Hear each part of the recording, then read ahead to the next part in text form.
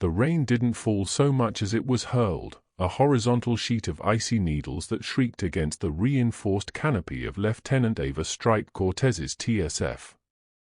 Inside the cockpit of her F-15E Strike Eagle, the world was reduced to a symphony of data, the soft green glow of holographic displays, the steady hum of the reactor core, and the rhythmic beat of her own heart, a sound amplified by the tight seal of her pilot suit.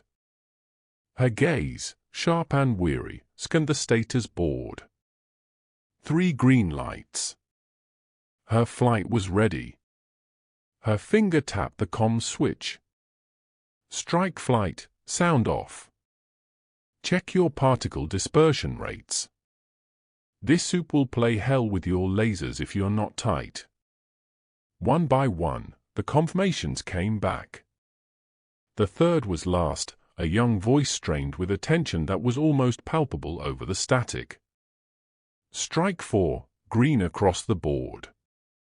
Dispersion nominal. Ava's eyes flicked to the call sign on her panel, Rookie. Ensign Leo Marcus. Fresh meat. She keyed the MIC again, her voice a low, steady rasp designed to cut through panic. Breathe, Rookie. Your suit's doing the breathing for you if you panic. Just follow my lead. Remember the drill, we are the anvil. Hammer flight is coming in from the west. Our job is to hold this line and keep the grapplers off their backs. Copy, Strike 1. Holding the line. His reply was tighter this time. A little more control. Good. The calm, weathered voice of Commander Vance from the deep bunker of home plate cut through the channel. Strike Leader, this is home plate. Satellite pass shows the horde is right on schedule. ETA to your perimeter, 6 minutes. Mostly grappler class, with a few tank types mixed in. You are weapons free. Good hunting. Copy, home plate, Ava responded, her hands already moving across the controls. Strikes, weapons hot. Switch to 36mm assault cannon. Save your blades and lasers for the big boys. Outside, in the punishing rain, for 18-meter-tall humanoid giants moved in unison. With a chorus of heavy hydraulics and magnetic clunks, they unslung their massive rotary cannons. Ava's machine, a veteran scarred with the welts and scratches of 100 such battles, moved with a weary, practiced grace. The low rumble started as a vibration through the soles of her TSF's feet, then grew into a thunder that competed with the storm. A black tide crested the distant hills, a churning, seething mass of claws and carapace that blotted out the ruined landscape. I see them, Leo's voice whispered over the comms. Steady, Ava commanded, her voice devoid of emotion. Wait for my mark. The front line of the beta horde hit the minefield. The world erupted in a chain of fiendish orange explosions. Chitinous limbs and viscous fluid arced through the air. But the tide did not slow. It was a wave of mindless consumption, clambering over its own dead without a pause. All right, kids, Ava said, her grip tightening on the control yoke. Dance time. Strike flight, open fire. The world dissolved into a hellish cacophony. The deep, rhythmic thump-thump-thump of the 36mm cannons became a single, continuous roar. Tracers, brilliant lines of orange light, cut through the grey gloom, each one ending in a satisfying spray of alien viscera. Ava's TSF moved like a dancer, sidestepping, backdashing, its jump units flaring blue for microsecond adjustments to keep its balance against the cannon's punishing recoil. She was a part of the machine, her every nerve synced with its systems. She saw everything, the falling ammo counters, the thermal blooms of the lasers, the positioning of her team. 4. You're drifting too far right. Close the gap, she barked. Leo's icon was being pushed back on her tactical screen. They're everywhere. I can't, his voice was edged with panic. You can. Use your jump units. Short, sharp bursts. Don't let them corner you. Then she saw it.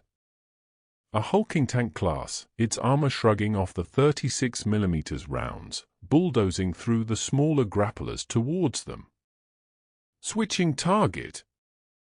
Strike 4, cover me. Covering. Leo shouted back, his cannon fire shifting to clear a path for her. Ava's TSF dropped its cannon, the magnetic harness catching it seamlessly. In one fluid, brutal motion, it drew two massive close combat blades from its shoulders. Her jump unit screamed, and the multi-ton machine launched forward like a javelin, leaving a crater in the mud. She soared over the horde of scrambling grapplers, landing with a ground-shaking impact directly in front of the tank class. It swung a claw the size of a bus. She ducked, the claw whistling over her canopy, carving a deep trench in the earth where her head had been. "Come on, you ugly son of a," she grunted, driving both blades deep into the creature's leg joint. There was a horrific crunch, and the beast collapsed. She leapt, spun in the air with balletic precision, and brought both blades down in a brutal scissor motion, severing its head from its body. She landed hard, already turning to find the next threat. An alarm shrieked in her ear, a proximity warning. A grappler had scaled a ruined building and was in mid-lunge towards her blind spot. She was overextended. There was no time. Damn it!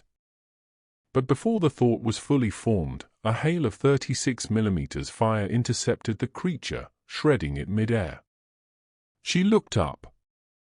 Leo's TSF stood firm, stance solid, his cannon barrel smoking. The kid had held his ground. "Got your 6, Lieutenant," he said, his voice panting but clear. No fear. Just fact. A small, grim smile touched Ava's lips. "Not bad, rookie. Not bad at all. Now let's earn our pay." The battle raged on, a brutal war of attrition. The thunder of guns was replaced by the shriek of metal on chitin as ammunitions ran dry and blades were drawn. They were being pushed back, step by grueling step.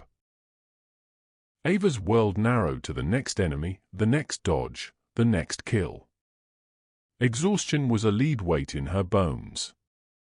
Then, a new sound pierced the chaos, the high-pitched, beautiful shriek of jump units from the west.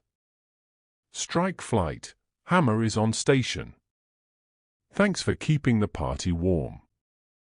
A wave of sleek F-22 Raptors dropped from the low clouds, their laser arrays slicing through the beta rear with surgical, silent precision.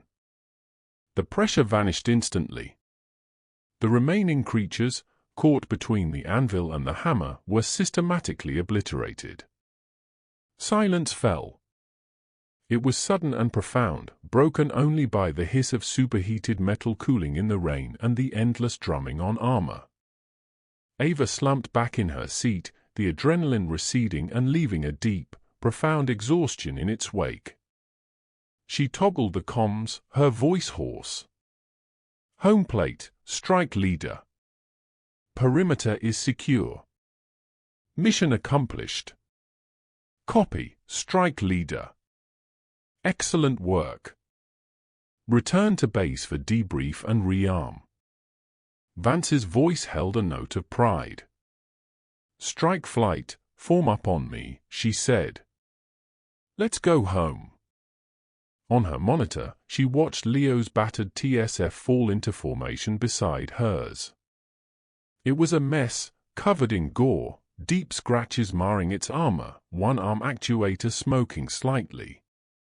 But it was standing. He was standing. Strike one, his voice came through, quiet now. That was. Ava looked out through the rain-streaked canopy at the field of carnage, then towards the warm, distant lights of the base. Tuesday, kid, she said, a faint warmth in her tone. It was just Tuesday. You did good.